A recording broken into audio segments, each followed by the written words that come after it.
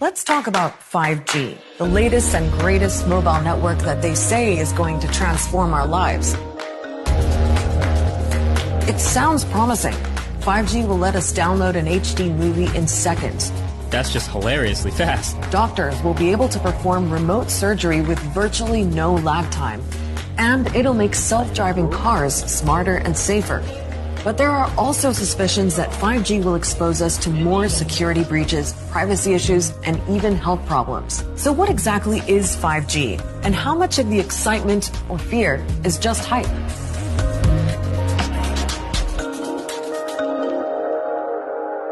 We all know 3G and 4G. They're the mobile networks we use today. You see them at the top of your phone and they give us access to the internet.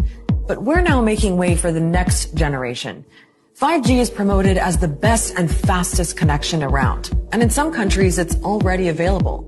South Korea launched 5G networks last year. So did providers in China, the UK, the US, and Germany. New 5G phones are on the way too. Samsung released the first one in 2019. Bringing commercial 5G to life before the rest. So here is how it works. 5G uses a wide range of radio frequencies, starting from the lower end, which we already use for television and Wi-Fi, all the way up to what's called millimeter waves, which are extremely high frequency and used for things like radar guns and security screening at airports. This means that 5G can carry huge amounts of data faster. And that's a big reason why we need it. Our mobile networks are running out of capacity. Soon they won't be able to accommodate the growing number of devices we're using. And there's money to be made. Governments will earn revenue by granting 5G licenses. The other reason to move to 5G? Innovation. We have more sensors in the world collecting data and transmitting them back and forth in a smart, intelligent, hybrid way. It is sort of like a Jetsons-like futuristic technology. My ingredients, and I get recipes that contain... He's talking about what they call the Internet of Things. And what it means is more and more of our devices like smart speakers or exercise equipment will remember and even anticipate our preferences. And 5G will allow them to talk to each other at record speed. You will be connecting many more devices to the internet for the same probably amount of money and without interfering one to each other. The challenge with 5G is coverage. Shorter wavelengths carry more information but are more easily blocked by things like trees and walls. With 4G, transmitters or base stations can be several kilometers apart. But with 5G, they need to be closer, which means we need more of them. One estimate suggests the US alone will have to install 1 million new towers. That's why 5G is really more of a gradual rollout, not a launch, because all of that back-end infrastructure will take years to build. What we're going to see is a substantive replacement or upgrade of the core systems that telecommunications companies provide.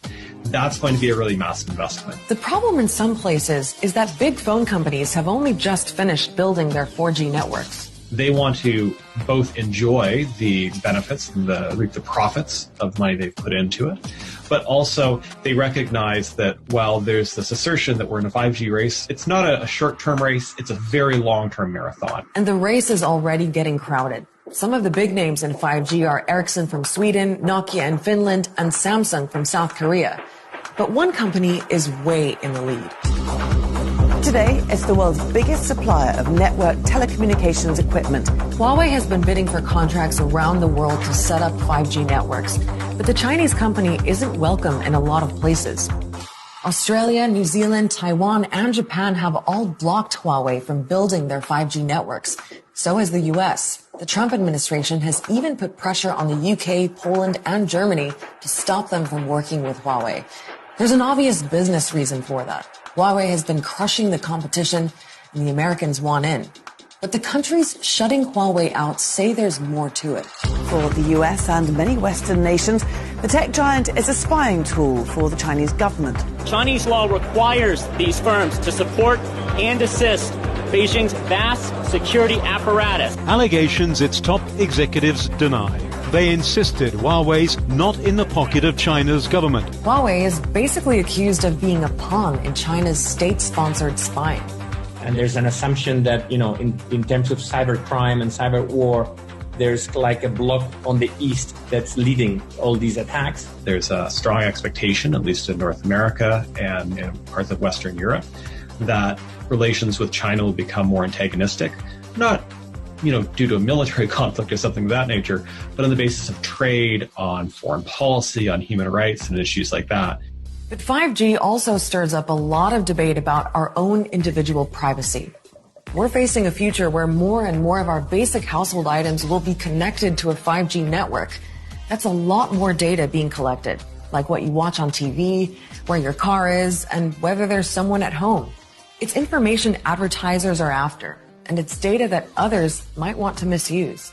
And so if you are acquiring baby monitors, or you're acquiring door locks, or any of the other Internet of Things, really looking at them carefully to determine whether the vendor is committed to providing a secure product on an ongoing basis. Which brings us to another concern, our health.